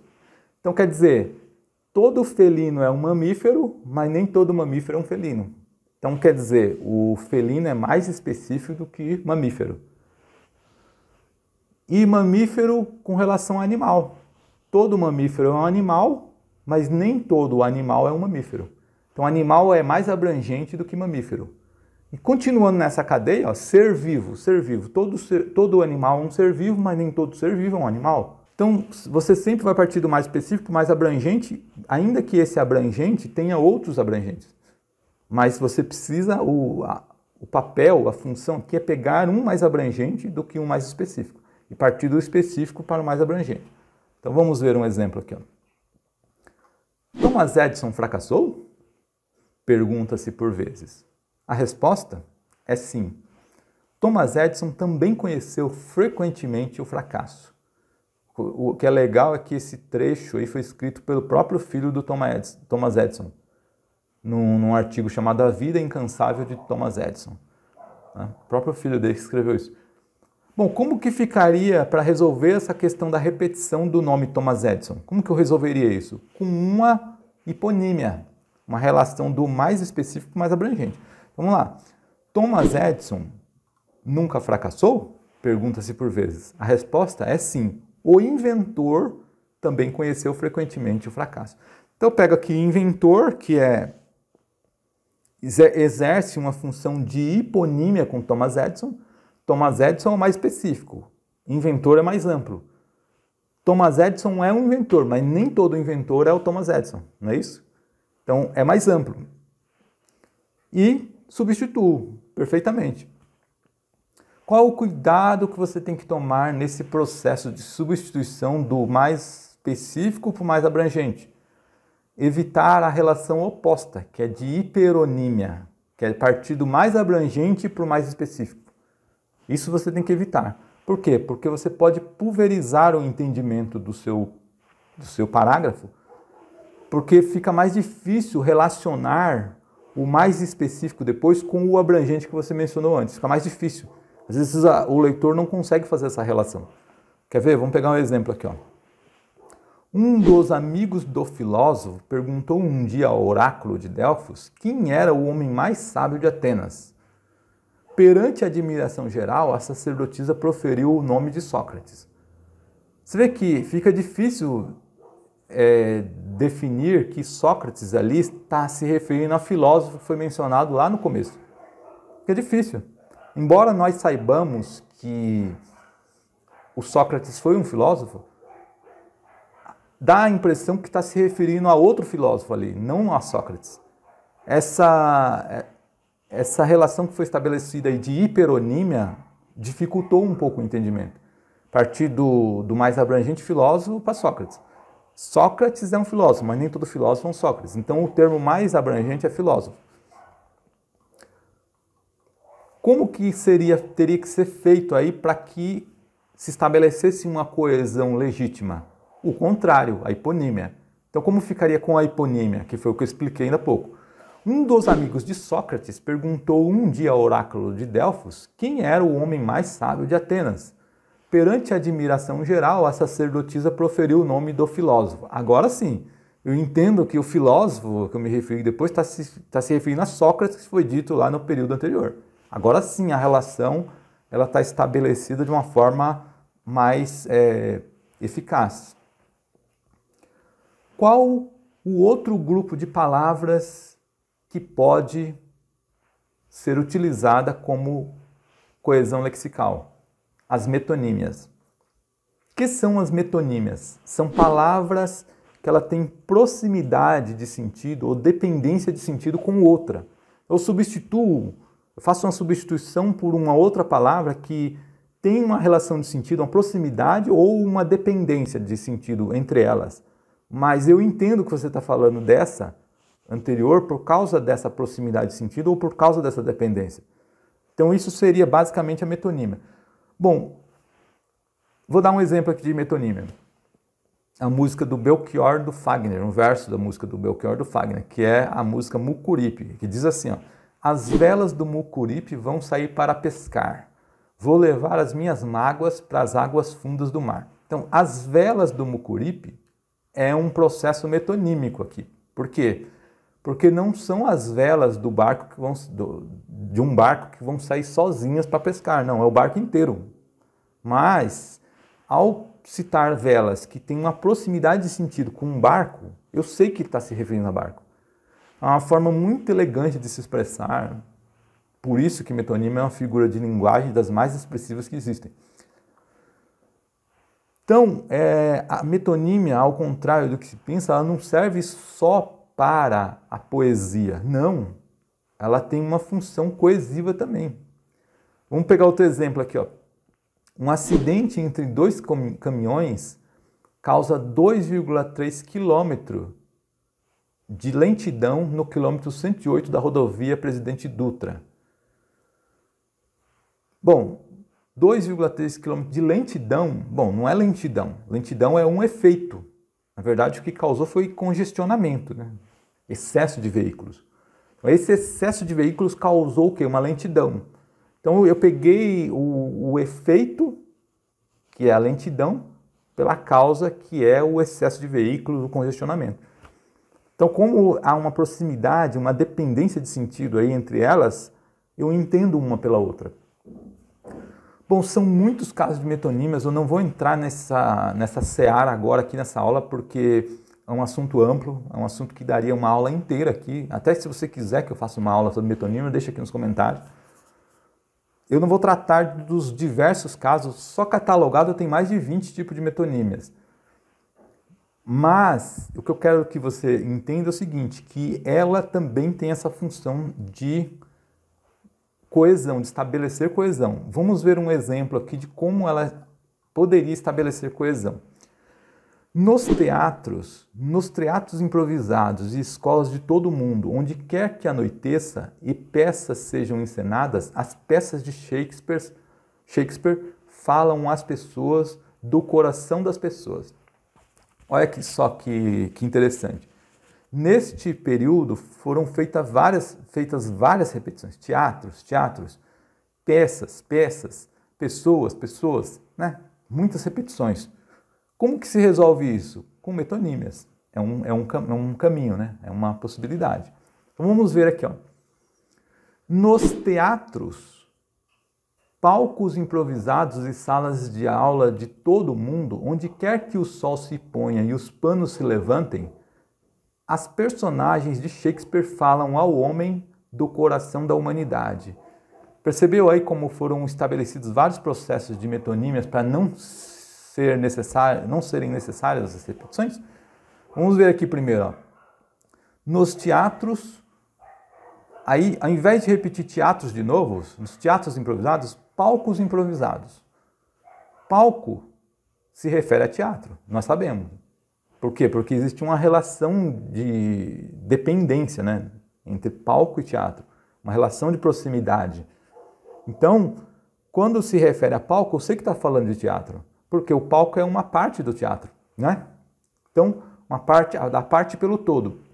Então, foi utilizado um processo metonímico ali para não ter que repetir teatro. Então, vamos lá, nos teatros, palcos improvisados e salas de aula de todo o mundo, onde quer que o sol se ponha e os panos se levantem, para não ter que repetir que peças sejam encenadas, para não ter que dizer que peças sejam encenadas, os panos se levantem. Também é outro processo de metonímia. Porque pano se levantar é uma espécie de consequência de uma encenação, não é? Ao ter a encenação, vai ser necessário que se levante o pano. Porque em alguns teatros eles abrem lateralmente, em outros o pano se levanta, né? Aí está se referindo ao levantar do pano. Então, ao levantar o pano, quer dizer que vai ocorrer uma encenação ali, né? Então, a consequência da encenação é o pano ser levantado. Então, é a causa pelo efeito, digamos assim, né? Da encenação da peça. As personagens de Shakespeare, ao invés de usar peças de Shakespeare de novo, utilizou o quê? Outro processo metonímico, as personagens. As personagens elas são partes das peças, né? Partes pelo todo. Partes das peças do Shakespeare. Falam ao homem, ao invés de falam às pessoas, falam ao homem, se referindo ao que? A todos os homens, mulheres, todos os seres humanos na face da Terra. E para não ter que repetir do coração das pessoas, do coração da humanidade, que é o concreto pelo abstrato, né? Humanidade é um termo concreto, abstrato para se referir ao homem. É um termo mais abstrato. E no caso anterior, ao homem, quando se refere ao homem, ainda com letra maiúscula, para querer dizer que a todos os seres humanos da face da Terra, é um processo de utilizar um termo singular pelo plural, todos os homens, né? Então também é um processo metonímico. Então você viu que com metonímia você consegue resolver o problema da repetição que destrói a coesão. Bom, esse foi o último caso que nós vimos de metonímia. Agora, visto todos esses mecanismos aqui, eu falei para você que são muitos, muito mais que conectivos até. E eu vou provar agora que são muito mais os casos, você utiliza muito mais outros mecanismos do que os próprios conectivos. Eu vou pegar aquele texto, qual é o mágico de você utilizar os mecanismos? É que você não precisa usar somente um ou outro, não. Você pode usar todos ao mesmo tempo combinados, todos, que vier na sua cabeça na hora. Então eu vou pegar aquele texto lá do início, vamos trabalhar com ele agora, vamos voltar nele e ver quais foram as soluções que foram utilizadas para que ele tivesse coesão. Então vamos lá, vou reler o primeiro parágrafo dele e vamos estabelecer a coesão de cada parte. Pedro I foi imperador do Brasil. No final de novembro de 1807, Pedro I tinha apenas 9 anos de idade. Um exército francês de um imperador, Napoleão Bonaparte, invadiu Portugal e toda a família real de Portugal fugiu de Portugal. Uma família real de Portugal atravessou um oceano Atlântico. Uma família real de Portugal chegou em março de 1808 à cidade de Rio de Janeiro. Cidade de Rio de Janeiro era a capital do Brasil, maior e mais rica colônia de Portugal. Muitas repetições, um texto horroroso, quase beirando o incompreensível, né? Como ficaria esse texto com os recursos coesivos aplicados? Vamos reler agora.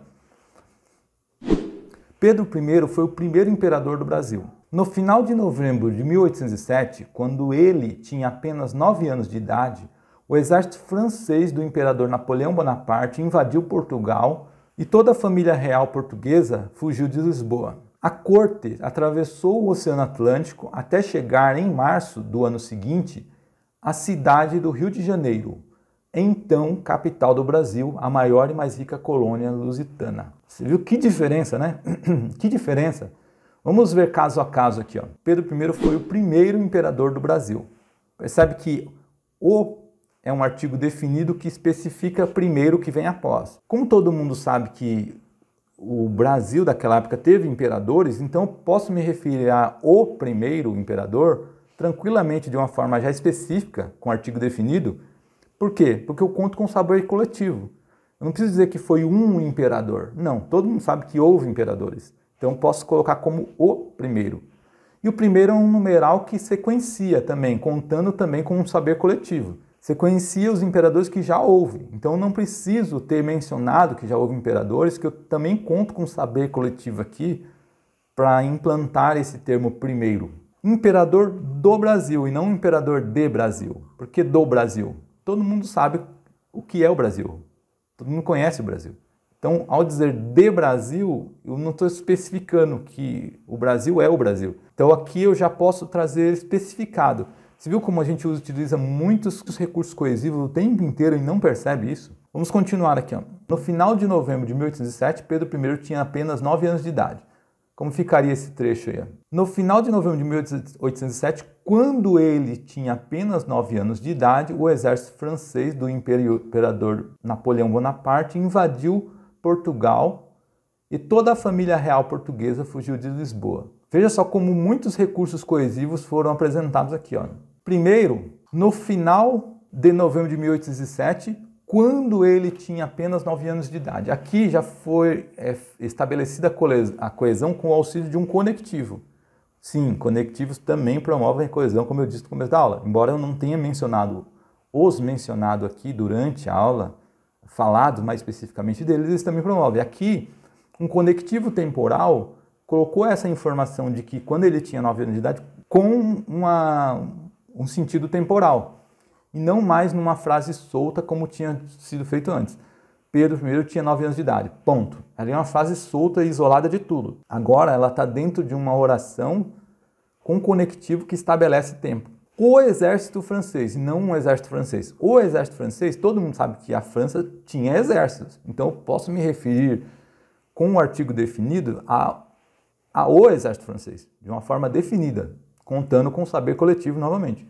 Do imperador Napoleão Bonaparte, não de um imperador. Por quê? Do imperador. Todo mundo sabe quem foi Napoleão Bonaparte e que ele foi imperador, contando novamente com o saber coletivo. Invadiu Portugal e toda a família real portuguesa.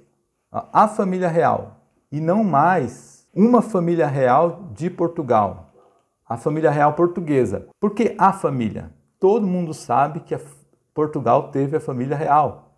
Então, a família, posso me colocar especificada essa família, contando com saber coletivo novamente. Por que não de Portugal? Porque eu já disse Portugal antes. Imperador Napoleão Bonaparte invadiu Portugal. Então, para não repetir Portugal, eu utilizei o quê? Um adjetivo, portuguesa. Família real portuguesa. Ao invés de repetir fugiu de Portugal, fugiu de Lisboa, utilizando qual recurso? Hiponímia. Lisboa pertence a Portugal. Então, eu estou partindo de algo mais específico para algo mais amplo, não é isso? Então, hiponímia. A corte atravessou o Oceano Atlântico. A corte também se refere à família real portuguesa, então um processo de perífrase. Embora não tenham sido utilizadas aquele monte de palavras, foi o processo inverso aqui, né? A perífrase foi desenvolvida quando foi descrita a família real portuguesa. Então foi feito um processo inverso aqui da perífrase, utilizando a palavra que especifica a família real portuguesa. Atravessou o Oceano Atlântico, não um oceano, atravessou o Oceano Atlântico. Eu posso especificar o Oceano Atlântico porque todo mundo sabe que há o Oceano Atlântico. Até chegar em março do ano seguinte. Até chegar, eu utilizei aqui um conectivo até com oração reduzida, chegar, que é uma oração reduzida de tempo, de quando ela chegou. Então, é também um processo coesivo que está dentro, mais ou menos, do uso do conectivo, mas o conectivo com auxílio, com o suporte da oração reduzida, e não mais uma oração desenvolvida, como foi no caso anteriormente, quando eu disse ali, quando ele tinha apenas 9 anos de idade. Eu também menciono essa questão da oração reduzida na aula de conectivos lá, que também é um recurso, até mesmo para você sair daquela questão do queísmo, sabe? Que todo mundo, quando você usa muito a oração desenvolvida, você pode quebrar isso colocando algumas orações reduzidas no meio. Aqui é um caso também. A corte atravessou o Oceano Atlântico até chegar em março do ano seguinte. Então, ao invés de dizer em março, como foi dito no primeiro texto, em março de 1808, em março do ano seguinte. É uma perífrase para tratar do ano 1808, que é o ano seguinte a 1807, que foi dito no começo. Então, o ano seguinte descreve, dentro desse contexto, o ano 1808. Então, é uma perífrase. A cidade do Rio de Janeiro. Então, tem duas especificações aqui. O A, pela crase. Na crase você tem a soma da regência e do artigo. Então, quer dizer que eu estou especificando cidade. A cidade. Quando não há coesão, você não especifica a cidade. Então, aqui, a cidade está especificada. A cidade do Rio de Janeiro. Então, eu utilizei o artigo aqui para especificar tanto cidade quanto o Rio de Janeiro. Então, contando também com saber coletivo para isso. Então, capital do Brasil. Para não ter que repetir cidade do Rio de Janeiro, eu trouxe o zeugma do sujeito aqui e do verbo. Rio de Janeiro, que era então capital do Brasil. Foi feito tanto o zeugma do sujeito quanto do verbo aqui. Então, capital do Brasil. A maior e mais rica colônia. A também está especificando aqui, a maior.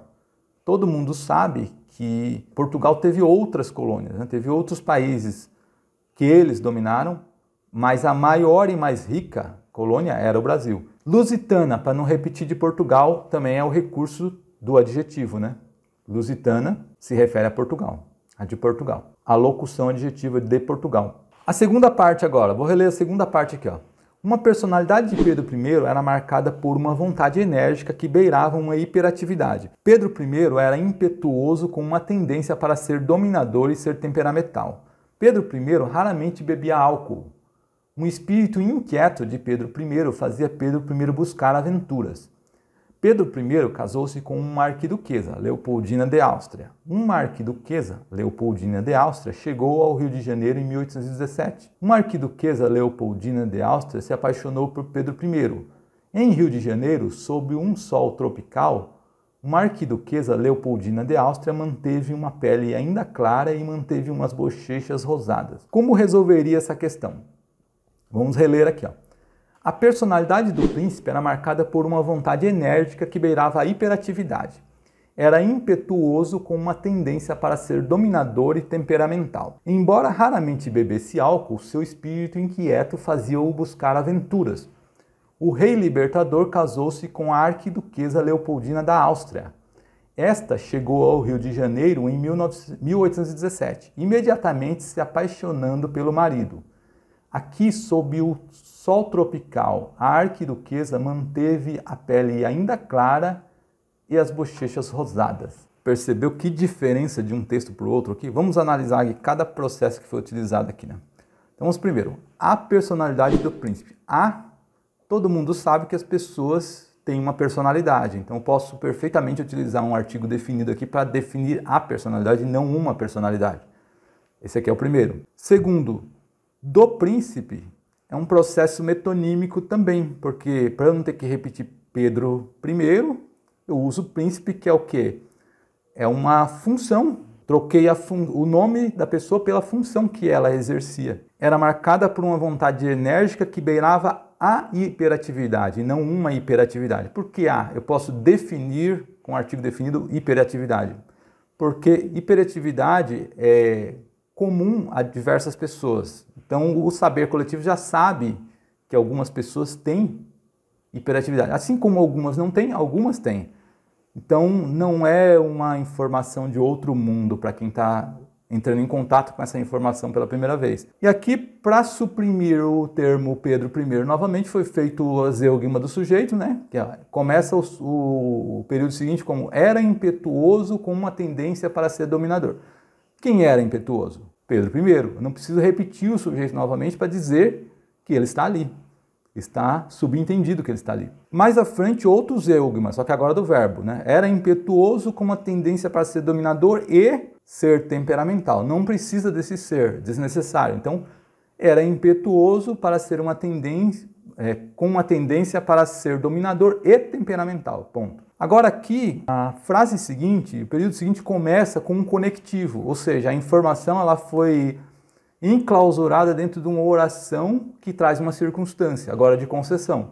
Embora raramente bebesse álcool, e não Pedro I raramente bebia álcool. Não. Eu coloquei agora isso para que esse período fique coeso com uma circunstância de concessão, com o auxílio do conectivo embora. E para não repetir Pedro I na sequência, um pronome possessivo. Seu espírito inquieto fazia-o, para não repetir novamente Pedro I, um pronome pessoal do caso oblíquo, o buscar aventuras. Viu como várias soluções ali juntas resolveram as diversas repetições que o período originalmente estava trazendo ali? Originalmente não, com a alteração que eu fiz. Aí na sequência, uma antonomásia, para não citar Pedro I novamente. O rei libertador era uma forma como ele era conhecido, né? Uma alcunha pela qual ele era conhecido. O rei libertador casou-se com a arquiduquesa, não uma arquiduquesa. Por que não uma?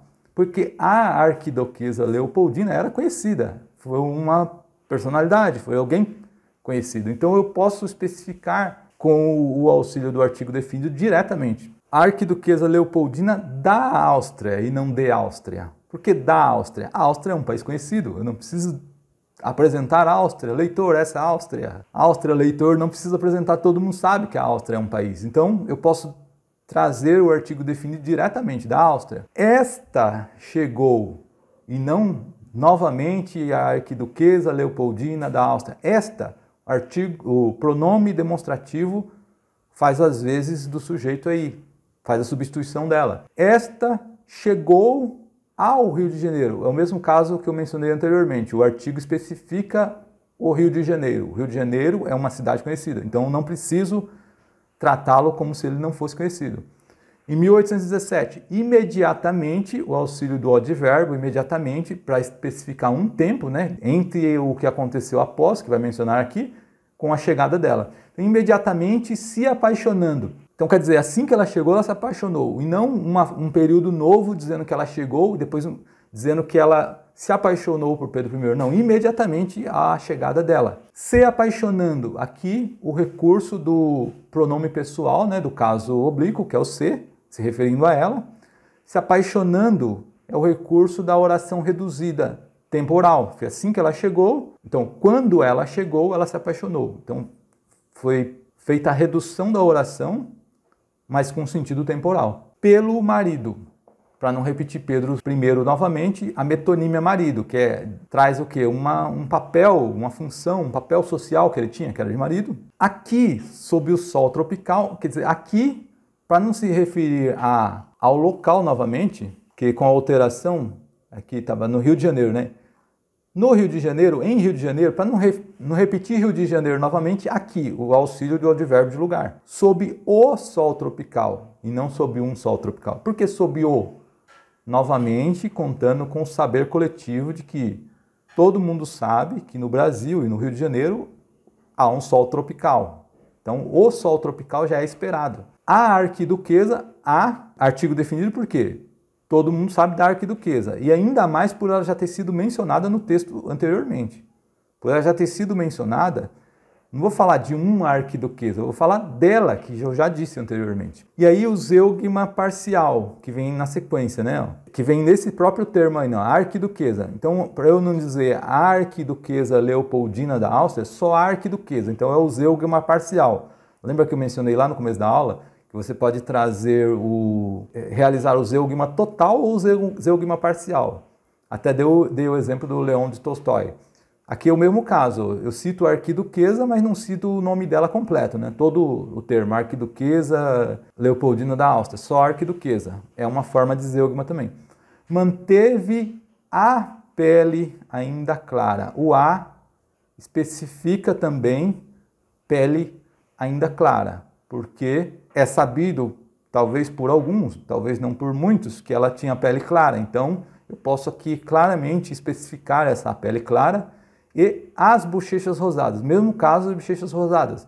Eu posso trazer já especificado as, com artigo definido aqui, se referindo às bochechas dela e não umas bochechas rosadas, como foi feito naquele processo, naquele texto que eu mostrei anteriormente de tirar toda a coesão do texto. Basicamente é isso. Você percebeu a diferença? Você percebeu como são...